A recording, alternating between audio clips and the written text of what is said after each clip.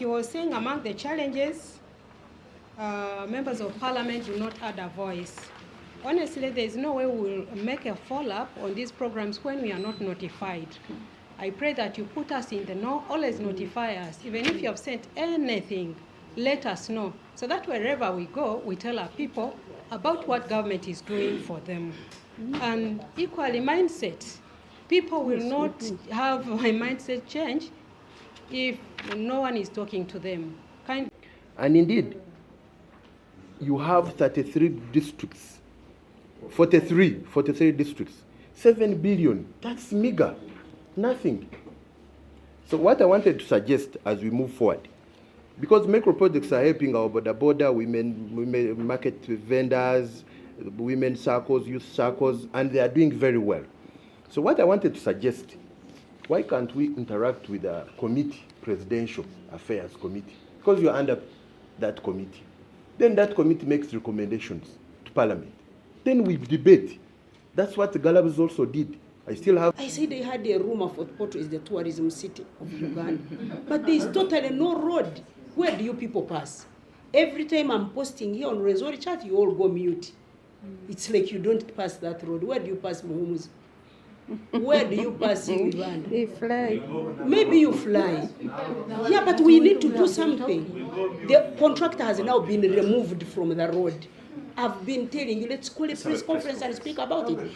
These people of Kona Kamdin went for a press conference. The road is being done. Let's do it tomorrow. Do you know it's the only bad road in the whole country?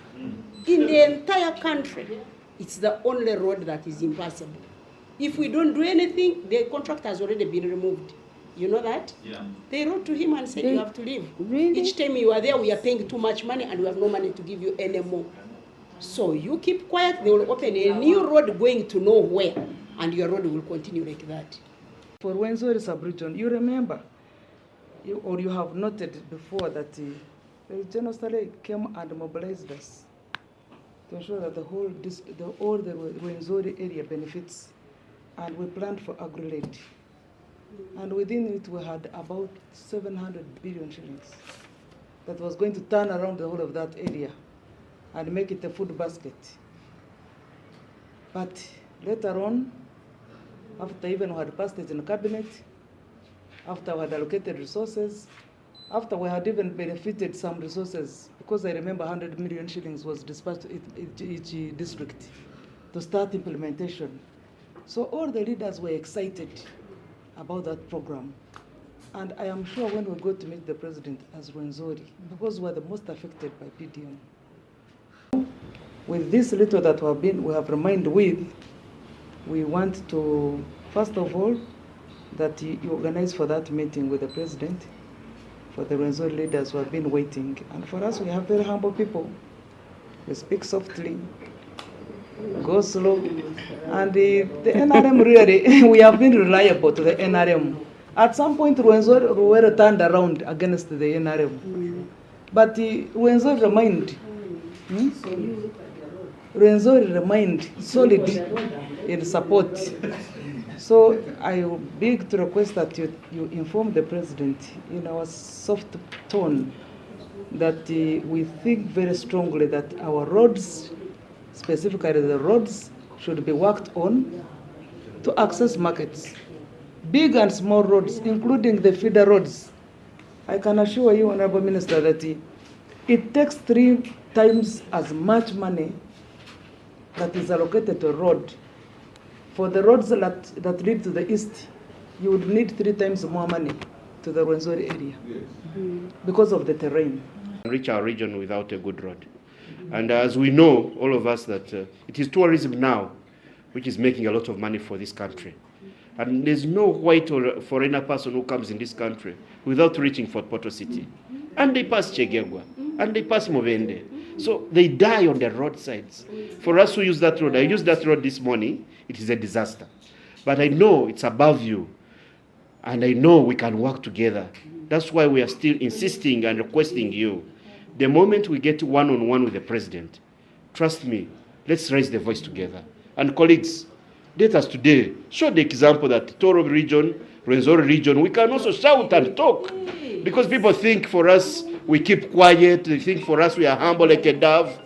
For sure, even the dove, when you touch it badly, even a pusscat can scratch you. So please, now we have been touched. Let's try to show the country one of the that we have a common resolutions voice. here before. ADF war victims.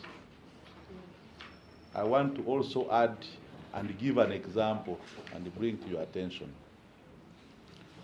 At the peak of ADF insurgency, there is a chairman LC2 who was killed, and the president reached there that day. The late Biaruhanga of Bondingoma Parish. And he made pledges there for that family. Up to now, the family has written, I've delivered letters, and there are many others, including the family of the then, I don't know how they were calling it, Wanambeleba Mutagani. The one who was heading the district, the only person they killed in Wunduwujo during the liberation war.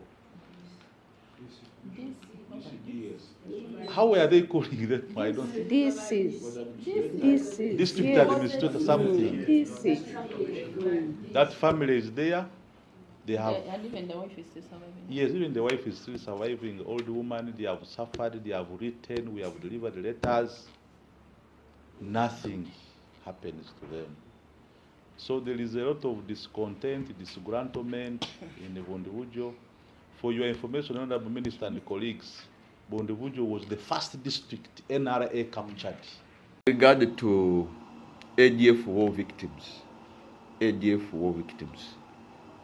you are aware Bundibujo, Kasese, Bunyangabo, Kabarole were highly affected. But these people have never been considered for any compensation. We are hearing of compensation in Northern Teso. Even today we are moving. Our committee is going to Northern for the same. But does government want us to go to court like others have done it? So I want to ask, why is Rwenzori region, why are the ADF war victims not being considered like other areas? I submit. Our money has dwindled. PCS, went to PDM, went to my honorable sister here, and it is serving the country. But we wanted to put our heads together and see how we can have this department, giving them more money so that we can continue with it. Because we were doing a lot of work with PCS, with micro projects in our areas. And PDM is not enough for our people to alleviate poverty in our areas. That is the reason why we are here. PCA money went. Micro project is still here, but with very little funding, very little money. What is being done here, when we, before, about even 2021, 2022, we had our own budgets. Each department, each affirmative action ministry had their own budget. But now it comes in a pool, and it is shared pro rata. And that, for us, we have 43 districts. Other affirmative action ministries have 7, 8 districts. It is not fair. And you are the ones who can really help us, make sure that we get back our funding. We have to, in our resolutions here, the issue of the road, the issue of the T, Our industrial park also. No. Demand and supply. There is no. Let's leave it. Okay, we can decide because we know. But the issue of compensation for ADF as well. Those two, we should decide on what we are going to do about them. Also the because issue. These other people who got compensation, how did they get there? Why can't we also start a process and see that our people, the ADF people who were affected, be compensated? So those issues, now let's leave them in this. And in this particular year, we want only to select, since we don't have enough money, we want only to select, we have selected only education sector. Then that we have a comprehensive, what are the challenges in our education sector in our area, that we are able to produce a report that we can able to submit to the relevant ministry. Then mobilizing communities to participate in government programs. The Honorable Minister has a lot of mobilization programs. You've seen her visiting your areas, and it's part of the activities that have been given. Think tanking to inform policy and future interventions is one area that we are focusing on. Then we are going to build 5 low-cost houses for civilian veterans. We have some people who contributed in the war, and they are living terribly. The minister visited some of them. The president had directed her to visit some of these veterans, and when she was visiting, she really found the state they were in were not good. We have also earmarked to build 3 classroom blocks in Kasese, Ruwero, and Nakaseke. For Kasese, we are going to build in Buhuhira. Buhuhira is up in the mountains, the primary school, that's where we shall build. We have Ngoma. Ngoma is Ngoma Church of Uganda Primary School, and the Chikube, that is in Ruwero. Then we are going to support about 20 groups, and this one we are targeting hatcheries and maize mills. And we are trying to say groups that are already doing something. If groups are already involved in poultry, those are the ones that are going to be supported.